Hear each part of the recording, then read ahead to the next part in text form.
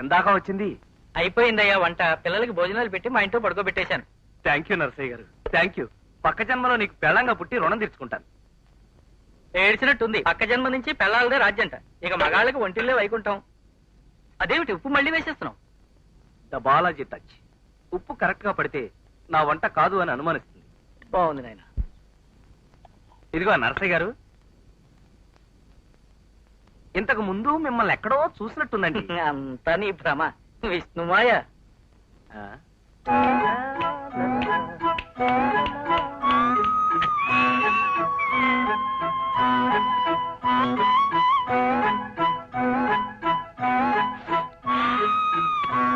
White white white ఏది?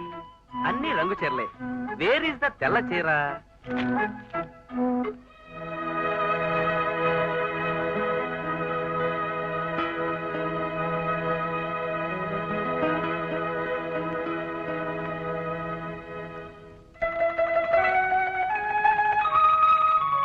My love letter, my first love letter. ఎంత భద్రంగా దాచిపెట్టింది.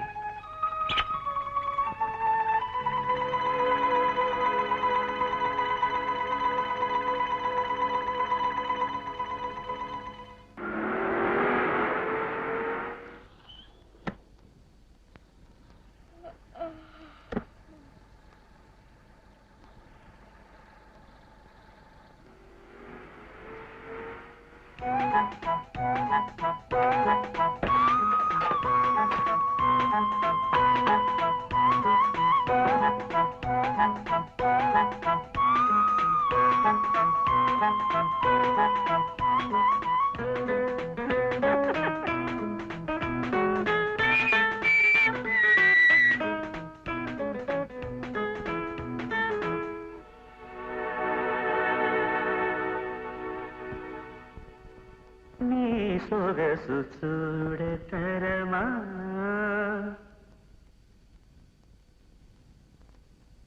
ఝాన్సీ ఝాన్సీ. ఏమోయ్ లే. వద్దండి. కాస్త భోంచేసి పడుకుంది కానీ లే. వద్దండి, బాగా టైర్డ్ అయిపోయాను. నిద్ర ముంచుకొచ్చేస్తుంది. ప్లీజ్.